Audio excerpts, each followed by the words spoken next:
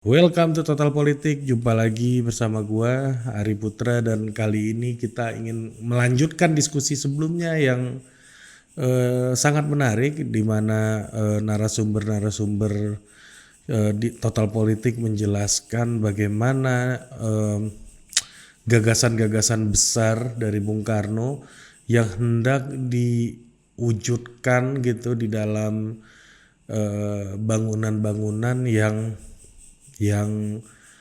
tampak di ibu kota negara, dan di situ ada konsep-konsep besar, di situ ada gagasan-gagasan yang merupakan perwakilan dari semangat zaman dari Indonesia yang baru saja lahir sebagai sebuah negara yang merdeka. Nah, di bagian kedua ini, sesi kedua, kita akan ngebahas mengenai isu eh, bangunan-bangunan apa namanya, monumen-monumen, patung-patung yang kita lihat di Jakarta gitu. Ada patung Pancoran, ada patung Pak Tani, ada patung macam-macam yang kita lihat di Jakarta, yang mana itu langsung didesain atau langsung dirancang oleh Bung Karno sebagai sebuah simbol dari eksistensi Indonesia sebagai negara baru gitu. Nah, di dalam diskusi ini kita akan melihat isu itu secara mendalam, yang masih dijelaskan oleh tiga narasumber gua. Ada Budi Adiputro, terus ada Mas Eko Sulistyo, seorang sejarawan, dan juga ada Mbak Yuke, seorang arsitek gitu, yang menulis disertasi mengenai arsitek-arsitek Bung Karno. Seperti yang bagian sebelumnya yang juga gue sempat jelaskan, inilah uniknya Indonesia gitu. Founding fathersnya seorang seniman, seorang arsitek yang mana karyanya itu bisa kita lihat langsung, bisa kita indrakan, bisa kita pegang gitu ya, bisa diwariskan, dan melalui artefak-artefak tersebutlah kita bisa mengenal keresahan dan pikiran-pikiran dari founding fathers kita, dan memahami bagaimana semangat zaman mereka dalam memperjuangkan Indonesia merdeka. Ikuti diskusi berikut ini. Gue mau nanya nih Mbak Yuke nih. Boleh. Nah gini Mbak, saya itu kan kita lihat Jakarta. Jakarta ini kan kota kolonial tadinya, yang ketika merdeka Bung Karno ingin memunculkan simbol-simbol keindonesiaan, tentunya narasi soal Nusantara di berbagai macam tempat. Dan saya merasa karya-karya Bung Karno di Jakarta ini masih membuat, ya kita tahu Indonesia dijajah Belanda, dan ini tuh apa namanya, kultur kota-kota di Eropa lah yang sangat dekat dengan relief-relief, sangat apa, artsy gitu ya, sangat arts gitu, kayak Paris dan banyak kota-kota lain lah di Eropa, Vienna gitu. Nah, tapi saya juga pernah ke Palangkaraya, yaitu kota yang juga didesain oleh Bung Karno. Nah, ini sangat kayak Washington DC, banyak bundaran-bundaran, sangat tipikal kota yang sangat fungsional, di mana apa namanya, mementingkan arus penduduknya gitu ya, dibandingkan dengan ornamen-ornamen simbolik yang artistik. Ini kenapa ada dua tone yang cukup berbeda? Ini sangat American style yang sangat struktural fungsional ala Parsonian kalau di sosiologi itu kan. Nah, dengan yang agak, ya katakanlah yang eksistensialis gitu ya, yang sangat ya apa namanya, gaya-gaya Paris gitu dan kota-kota di Eropa pada umumnya. Dan dua-duanya adalah masterpiece-nya Soekarno kan? Betul. Ini kita agak-agak tahu dikit lah. Paten juga nih hari ini. Gimana Bayuk? Ya, Palangkaraya itu dirancang Bung Karno untuk ibu kota Kalimantan Tengah. Jadi ketika beliau bersahabat dengan Pak Cilik Riwut sebagai gubernurnya, beliau membantu dalam tanda kutip mengintervensi rancangan kota itu dengan bulatan sempurna. Kita juga lihat bukan cuma di Palangkaraya yang dibuat bundaran Toron Gebot itu. Ada di beberapa kota. Hanya kebetulan Palangkaraya tanahnya masih kosong, masih virgin. Jadi sediameter sebesar apapun masih mampu dibuat. Dan jangan lupa ketika tahun itu memang Bung Karno menghadiahkan konsep itu untuk Palangkaraya sebagai ibu kota provinsi. Belum masuk sebagai ibu kota negara. Jadi tidak pernah disebut seperti itu. Oh, masih. Nah, tahun 57 Bung Karno paralel sedang membuat konsep Jakarta City Planning. Karena desakan dari para duta besar yang ingin membuat kedutaannya. Oke, jadi Bung Karno berpikir harus segera menentukan di mana ibu kotanya. Karena banyak duta besar yang ingin membuat kedutaan di Indonesia. Nah, ketika Bung Karno pergi ke Brasilia, beliau juga melihat kota Brasilia sedang pindah dari Rio de Janeiro ke Brasilia. Di sana juga hutan. Dan Bung Karno disuruh memilih di mana yang mulia pengen membuat kedutaan besar Indonesia. Iya. Jadi silahkan memilih dimanapun. Katanya dilempar sesuatu yang jatuh itulah tempat kedutaan Indonesia. Enak banget zaman dulu, Pak ya, tanah masih kosong. Iya. Nah, namun ketika kota itu dirancang, kota itu benar-benar dibuat oleh Niemeyer sebagai interior dalam kota. Jadi ada banyak skulptur, banyak patung, banyak bangunan unik-unik yang bagus banget dalam satu kota itu. Dengan cara itu mereka menghapus ingatan terhadap kolonialisme. Jadi kota baru sama sekali. Akhirnya menjadi kota bersejarah sebagai kota modern pertama di dunia. Menarik. Nah, itu semangat itu yang Bung Karno juga ingin hadirkan di Jakarta. Berarti Bung Karno dengan arsitekturnya itu juga ingin memutus dong, kesinambungan arsitektur dan legacy peninggalan kolonialisme dengan sesuatu yang betul-betul baru, dengan value baru, wajah baru. Iya. Ya, Belandanya aja diusir pulang, Pak Budi, waktu itu. Makanya, maksud gua, kalau dalam hal itu, apa kelebihan dan kekurangannya, Mbak? Dan mana juga kota-kota yang, misalnya gini, kan banyak juga kota-kota yang kemudian akhirnya memelihara kesinambungan arsitektur dari zaman dulu, dilanjutkan. Nah, malah sekarang jadi atraksi kota tua misalnya sekarang kan. Exactly. Nah, sementara kalau mungkin dalam bahasa premannya, Bung Karno membumi hanguskan yang dulu untuk menciptakan sebuah image yang baru gitu kan. Bukan hanya itu, di lokasi tanah terluas di Jakarta yaitu Konings Plain atau tanah di Monas, belum Monas jadi Monas ya, tanah di Taman Raja istilahnya. Itu adalah pusat kekuasaan Belanda, tempat perayaan, tempat merayakan sesuatu dari Hindia Belanda, kerajaan Belanda. Beliau bikin satu garis silang di tengahnya.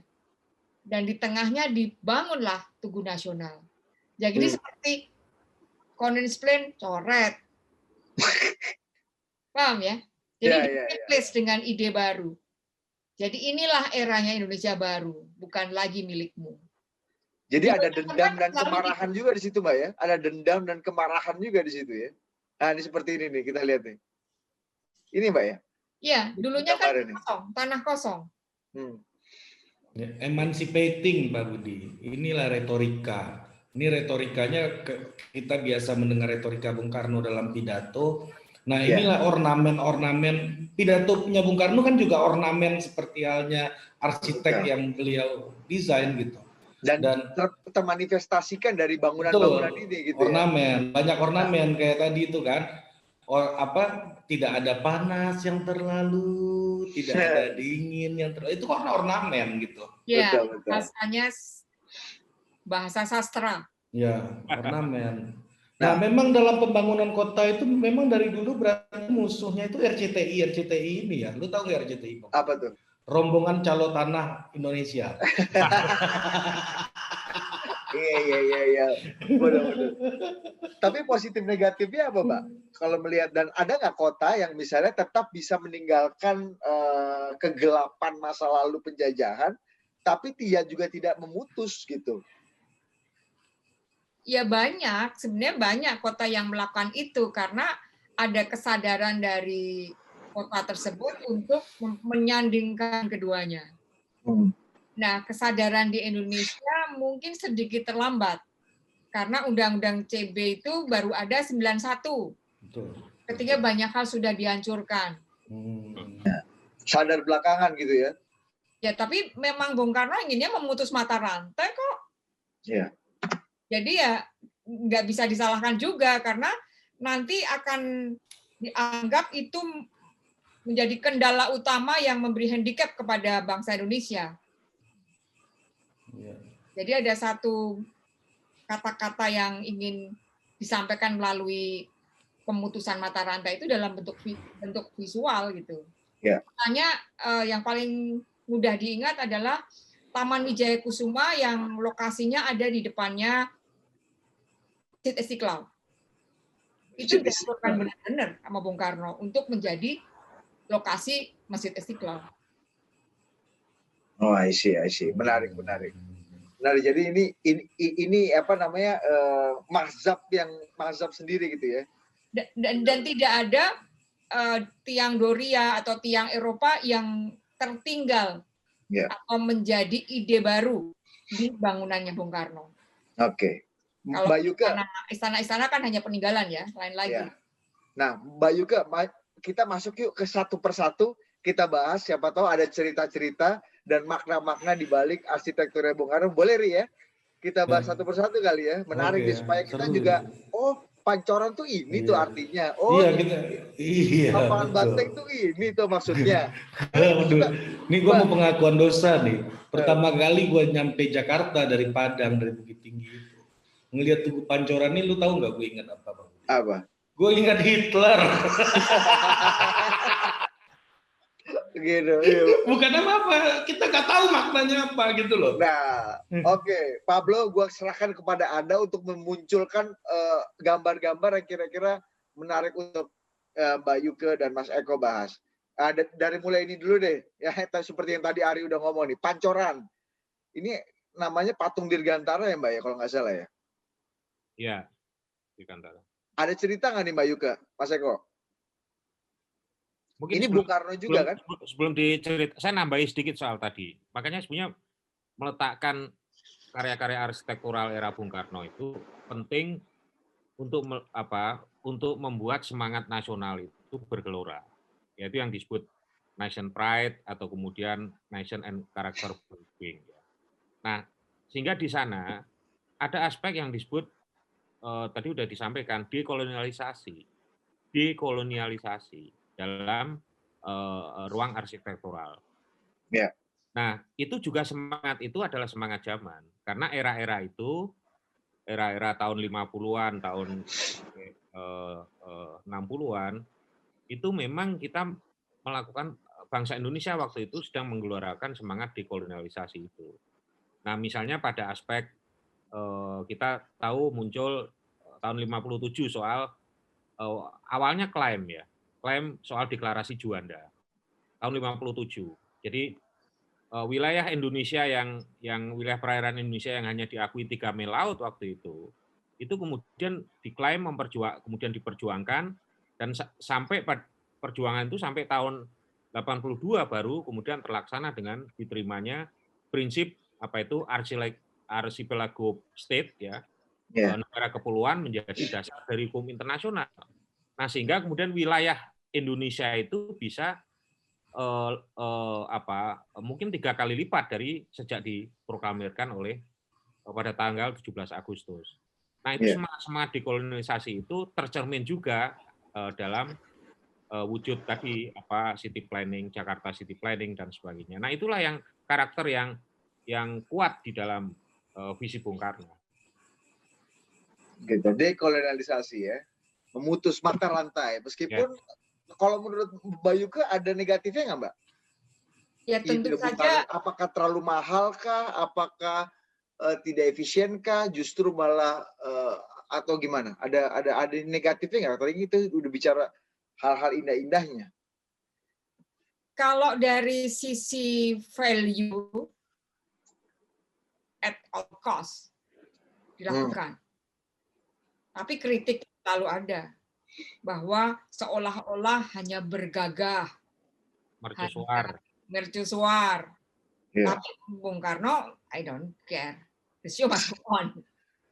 Yeah. Hanya mungkin ketika di kekinian mungkin ada hal-hal transportasi mungkin yang akan jadi crowded gitu.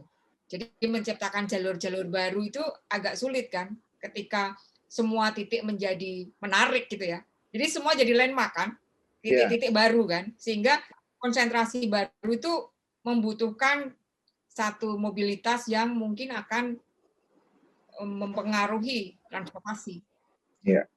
Dan memang tidak dibarengi dengan konsep subway, dan itu terkendala waktu itu. Sebenarnya Bung Karno sudah bikin tuh di bawah patung pahlawan, itu sudah ada akses ke sana rencananya. Patung pahlawan itu di mana, Mbak ya? Mendistribusi di Menteng.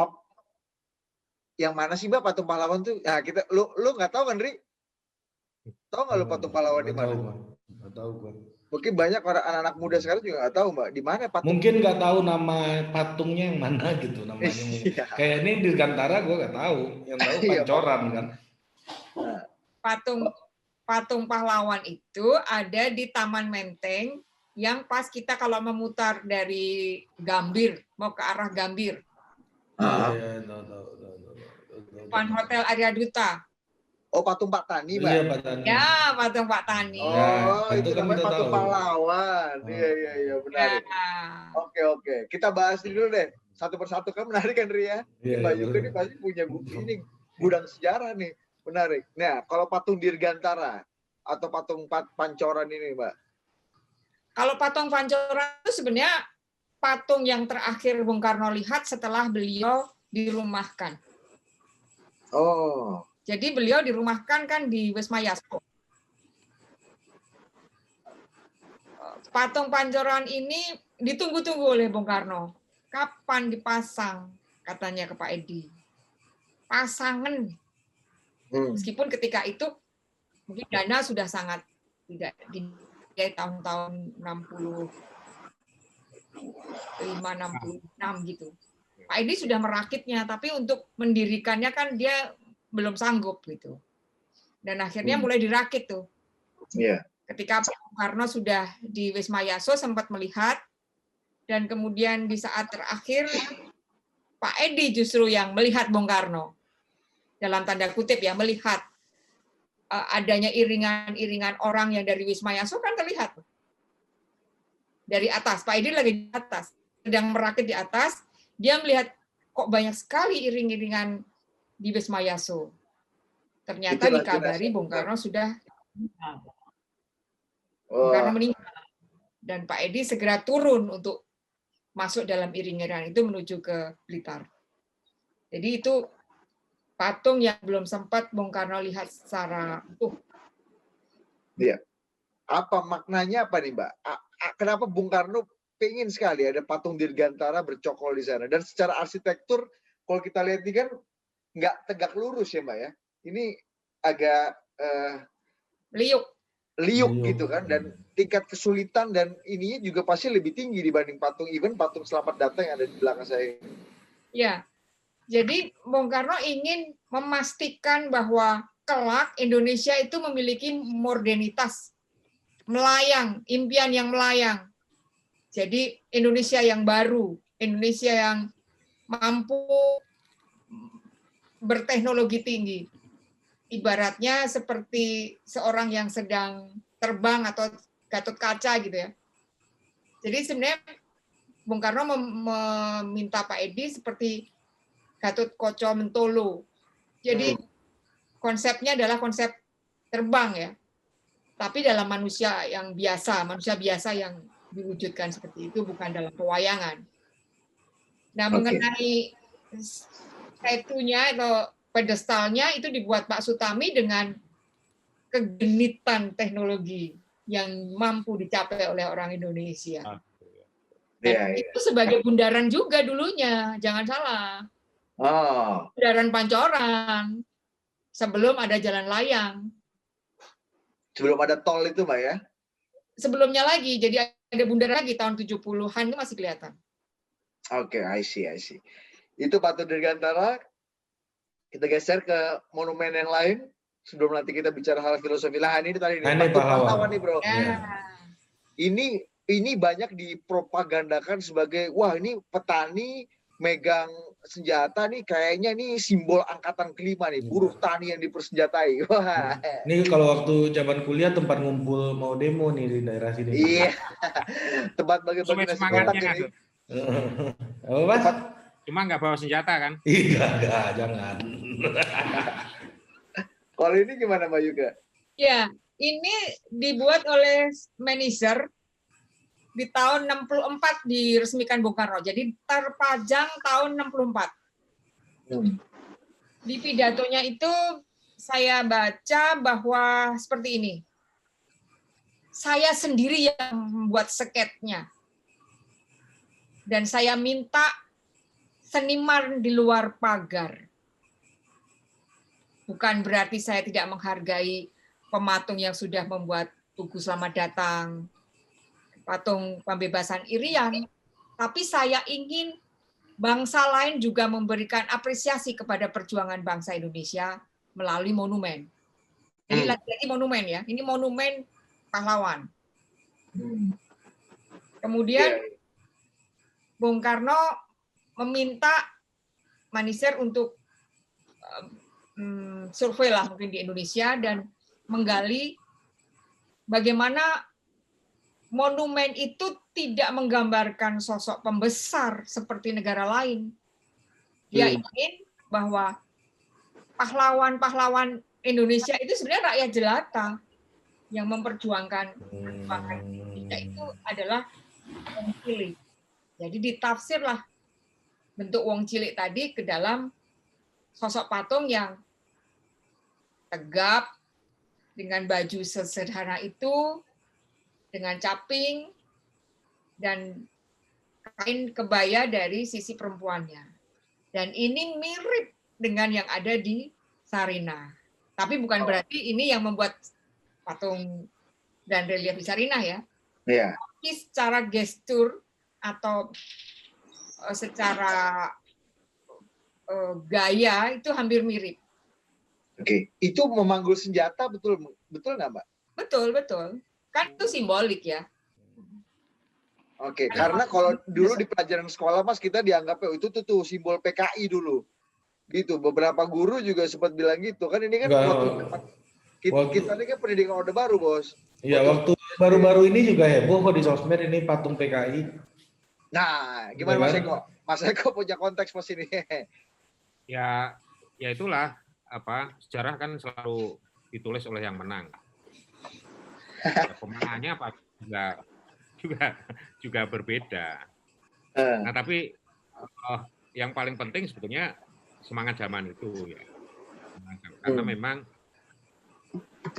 kembali lagi bahwa semangat zaman itu adalah semangat zaman masyarakat Indonesia yang bergelora untuk menampilkan aspek pembebasan dari kolonialisme. Nah, termasuk juga kalau era-era patung tani itu juga bagaimana Indonesia juga masih ada ganjalan terhadap masalah Irian misalnya, peristiwa Trikora ya, yang di situ kan ada mobilisasi, ada aspek mobilisasi itu yang penting. Ada zaman patung itu dibuat Mas ya? Ya, era-era itu kan. Era-era itu ada aspek mobilisasi. Bung Karno masih ada, katakanlah itu ada proyek mobilisasi yang kemudian rakyat itu dipanggil, kira-kira gitu loh, dipanggil untuk mengangkat senjata karena ada peristiwa kolonialisme yang ada di wilayah Irian Barat saat itu. Nah, itulah saya kira salah satu juga yang untuk menggelorakan semangat masyarakat Indonesia untuk tetap memanggul senjata untuk melawan kolonialisme. Kira-kira itu. Karena Bung Karno sangat sadar betul bahwa kekuatan bangsa Indonesia itu ada pada rakyatnya, bukan pada aspek misalnya militernya saat itu dan sebagainya. Dan dia bisa menggunakan itu, yaitu menggunakan pidato dia. Itu yang sadar betul. Gitu. Iya. Jadi ini pesan juga ya, mobilisasi, pesan mobilisasi ini penting juga untuk mengirimkan message itu ya. Kibarkan merah putih di tanah Papua, gitu-gitulah kira-kira. Betul. Karena kan salah satu yang terkenal kan itu kan perjuangan rakyat semesta itu, Mas. Yes. Ya, oke. Ya kemudian oleh Orde Baru kemudian dipropagandakan itu tadi buruh tani dipersenjatai. Jadi maknanya itu. Oke. Senjatanya bukan AK-47 itu. Iya, buatan Pindad juga belum bikin senjata kayak zaman itu ya, belum ada Pindad. Oke, next kita lihat lagi. Menarik nih cerita-cerita gitu. Iya. Nah, ini pembebasan lapangan Banteng nih. Kalau nggak salah. Bayuke. Tung Irian Barat. Ya. Ini sebenarnya lebih kepada menengarai menjadi bangsa yang merdeka. Menurut beliau, ada yang memberi bisikan, seorang Dewi saja, Bong. Oh, tidak, saya tidak mau. Saya mau sosok manusia biasa yang terlepas dari genggaman rantai. Jadi dia menjadi manusia yang benar-benar merdeka. Iya. Kenapa bukan memakai orang Papua, Mbak? Padahal kan konteksnya pembahasan Irian Barat. Kenapa nggak langsung aja artificial orang mirip orang Papua gitu? Kan memang konteksnya bukan Irian Ansih ya, tapi Indonesia pada keseluruhannya. Dan diwakili sosok pemuda yang perkasa yang sedang berekspresi demikian. Dan ini ekspresinya juga beberapa versi. Sketsa, ada yang sketsa Pak Hengantung, ada yang sketsa Pak Edi. Ya. Dan mungkin Bung Karno sendiri juga memperagakan itu. Menarik. Kenapa juga, Mbak, kalau kita lihat ya pemimpin-pemimpin yang strong leader gitu di seluruh dunia ya, terutama kayak di China gitu, banyak sekali patung Mao Zedong gitu misalnya. Patung-patung memang ikon dari tadi Mbak Yuke selalu bilang bahwa ini wajah orang biasa, pemuda biasa gitu. Ini tadi Mas Eko juga bilang ini wajah rakyat gitu. Nah, kenapa dalam membangun hegemoni ruang kota tidak menggunakan wajah beliau sendiri atau memang tokoh yang punya sebuah personifikasi gitu di dalam historisitas kita gitu loh misalnya. Ya, misalnya tokoh nyata, Gajah Mada gitu misalnya. Kenapa nggak pakai tokoh nyata? Kenapa nggak Bung Karno sendiri? Iya kan, maksudnya gitu kan? Ya. Kalau dari yang kita pelajari sebelumnya ya, bahkan rumah pun Bung Karno ingin bongkar. Rumah proklamasi itu diminta Bung Karno bongkar saja. Saya nggak mau orang itu mengkultuskan saya. Jadi ada upaya Bung Karno untuk tidak mau dikultuskan itu sudah ada. Tapi orang tetap mengkultuskan sampai sekarang. Apa jadinya kalau rumah proklamasi itu ada? Mungkin banyak sajen-sajen di sana. Jadi Bung Karno mungkin sadar betul bahwa dia menjadi sentral saat itu. Dan dia tidak ingin sentral itu akan menjadikan kultus yang tidak menguntungkan. Justru rakyatlah yang harus dibombong. Jadi Bung Karno itu punya spirit membombong, tau nggak? Memberi dorongan, memberi kebanggaan kepada orang-orang yang dianggap kecil. Supaya dia mentalnya itu kuat. Jadi pemimpin yang besar kan sebenarnya mampu untuk membangkitkan semangat dari kelilingnya. Oke. Menarik. Oke. Next kita coba cari beberapa monumen-monumen lain yang mungkin bisa menarik. Ini tadi Tugu Selamat Datang, Mbak ya. Dan ini menghadapnya ke arah Kemayoran, Mbak ya. Bandara Kemayoran ya. Ya, waktu itu Bandara Kemayoran. Iya. Oke. Jadi ini yang disalahkan banyak orang nih Pak Edi. Gara-gara ini orang datang ke Jakarta. Karena selamat datang di Jakarta. Simbol urbanisasi. Oke. Ada yang menarik Mbak dari sepatu selamat datang ini dan tentu saja dalam satu paket dengan Hotel Indonesia ya? Iya, ya salah satunya adalah soal skala. Skalanya dianggap terlalu tinggi oleh Pak Edi dan minta mohon diturunkan boleh tidak. Dan ketika Bung Karno kunjungan ke Jogja ketika modelnya itu sudah jadi, kan dibuat semacam dari gips gitu ya. Bung Karno datang ke sanggar Pak Edi, Bung Karno memperagakan gini jadi memperagakan langsung dan Pak Edi membuat gestur itu menjadi lebih seperti gestur yang dimauin Bung Karno. Jadi demikian intervensi yang dilakukan itu sehingga ya tidak ada kata lain kalau sudah Bung Karno melakukan contoh atau semacam presiden atau semacam gestur ya diikuti oleh Pak Edi. Ini juga menjadi satu patung bersejarah di Indonesia yang pertama dengan sistem cor logam. Cor logam ya. Ini logam. Jadi dari segi teknik sipil juga ini eksperimental penting juga Pak ya dalam perkembangan apa namanya teknik-teknik arsitektur. Oke. Next, menarik. Kita lihat lagi. Ini bundaran apa nih, Mbak? Kalau kita sebutnya pizzaman. Ini bukan era itu bukan era Bung Karno, itu era Pak Harto. Oh, kita lewatkan saja kalau begitu ya.